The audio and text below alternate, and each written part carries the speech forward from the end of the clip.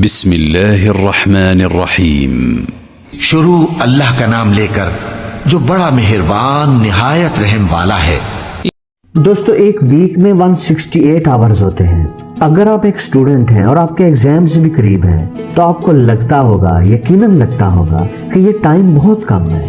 एक हफ्ता इतनी जल्दी खत्म हो जाता है, क्योंकि इस वीक में आपको कुछ असाइनमेंट्स बनानी होगी, कुछ टेस्ट की तैयारी करनी होगी और यकीनी तौर पर पढ़ाई के अलावा भी आपकी कुछ एक्टिविटीज होंगी, क्योंकि हर इंसान की एक सोशल लाइफ होती है, फैमिली को, फ्रेंड्स को भी टाइम देना होता है, खेलकूद भी करना होता है। तो दोस्तों, कितना ही अच्छा हो कि हम स्टडी करके अच्छे ग्रेड्स भी ले सकें और एक बैलेंस्ड लाइफ भी गुजार सकें। अगर आप एक स्टूडेंट हैं तो ये वीडियो आपके लिए है, क्योंकि इस वीडियो में मैं आपको स्मार्टली स्टडी करने के 3 ऐसे तरीके बताऊंगा जिन पर अमल करके आप आसानी से अच्छे मार्क्स ले सकते हैं, अपनी प्रोडक्टिविटी को बढ़ा सकते हैं।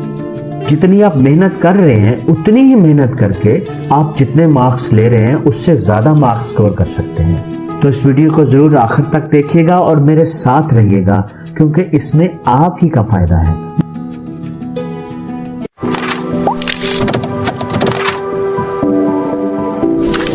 दोस्तों, study sessions are more important.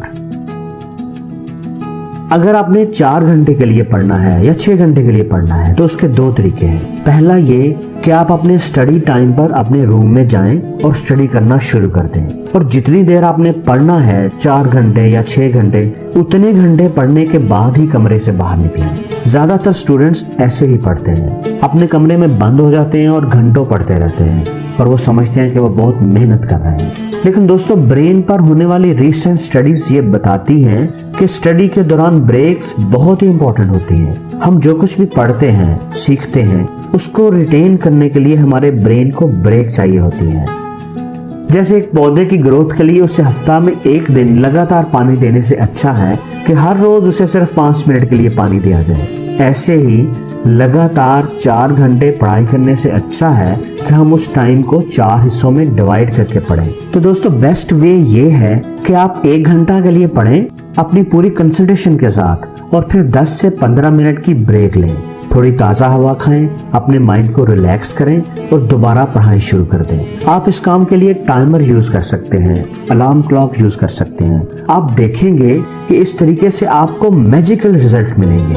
आपके ब्रेन का फोकस और कंसंट्रेशन बेहतर हो जाएगा और उसकी चीजों को याद रखने की सलाहियत बहुत बेहतर हो जाएगी।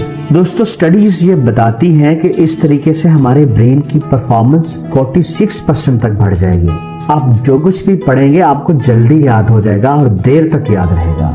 लेकिन एक बात का ख्याल रखना है, खसूसी ख्याल रखना है कि ब्रेक्स के दौरान आपने मोबाइल का इस्तेमाल नहीं करना, टीवी नहीं देखना, कोई ऐसा काम नहीं करना जिससे आपका दिमाग रिलैक्स होने की बजाय बिजी रहे।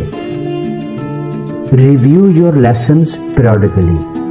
दोस्तों, अक्सर ऐसा होता है कि हम कोई क्वेश्चन याद करते हैं और उसे अच्छे तरीके से याद करके लिख कर भी देख लेते हैं या किसी को सुना लेते हैं, और फिर हम समझते हैं कि यार ये सवाल तो अब पक्का है, अच्छी तरह याद हो गया है। लेकिन जब अगले दिन या कुछ दिनों के बाद एग्जाम्स में या टेस्ट में वो क्वेश्चन आ जाता है, तो बाज़ औक़ात हम उसे सही तरह रिकॉल नहीं कर पाते, याद नहीं कर पाते, हालांकि वो सवाल हमने अच्छी तरह याद किया था। तो दोस्तों, मैं आपको उसकी रीजन बताता हूँ। ये बात तो आप जानते ही हैं कि जो कुछ भी हम याद करते हैं वो इंफॉर्मेशन हमारे ब्रेन में स्टोर होती है, हमारी मेमोरी में। बेसिकली हमारी मेमोरी 2 तरह की होती है, शॉर्ट टर्म मेमोरी और लॉन्ग टर्म मेमोरी। जब भी हम कोई सवाल पहली दफा याद करते हैं तो वो इंफॉर्मेशन हमारे ब्रेन की शॉर्ट टर्म मेमोरी में सेव होती है, लेकिन शॉर्ट टर्म मेमोरी में सेव की हुई इंफॉर्मेशन ज्यादा देर तक सेव नहीं रहती, डिलीट होना शुरू हो जाती है। उस सवाल को उन बातों को हम भूलना शुरू हो जाते हैं। इसलिए उस सवाल को, उस चैप्टर को ज्यादा देर तक याद रखने के लिए जरूरी होता है कि हमारा ब्रेन उस इंफॉर्मेशन को लॉन्ग टर्म मेमोरी में शिफ्ट करे। और उसका बेस्ट वे ये है कि हम अपने लेसन्स को रिवाइज करते रहा करें। जब हम चीजों को रिव्यू करते रहते हैं, रिवाइज करते रहते हैं, तो हमारा ब्रेन उस इंफॉर्मेशन को शॉर्ट टर्म मेमोरी से उठाकर लॉन्ग टर्म मेमोरी में शिफ्ट कर देता है, उसे वहां स्टोर कर देता है, और लॉन्ग टर्म मेमोरी में स्टोर की हुई इंफॉर्मेशन हमें ज्यादा देर तक याद रहती है। इसलिए आप अपनी स्टडी हैबिट बनाएं, अपना टाइम टेबल इस तरह बनाएं कि जो कुछ भी आपने याद किया है वो चाहे कितना भी अच्छा याद क्यों नहीं किया,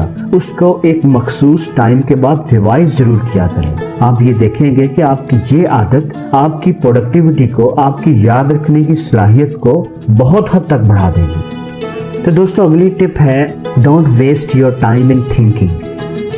बहुत सारे स्टूडेंट्स ऐसे होते हैं जो अपनी पढ़ाई में बहुत संजीदा होते हैं, अच्छे मार्क्स और अच्छे करियर की फिक्र में रहते हैं, लेकिन अच्छे मार्क्स ले नहीं पाते।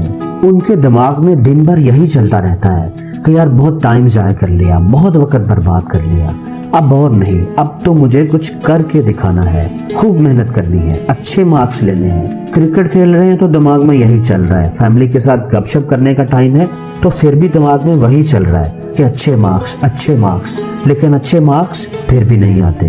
वो हमेशा एवरेज मार्क्स ही स्कोर कर पाते हैं और उनको समझ भी नहीं आती कि ऐसा क्यों होता है, हालांकि इनको फिक्र बड़ी होती है। तो दोस्तों मैं आपको उसकी रीजन बताता हूँ।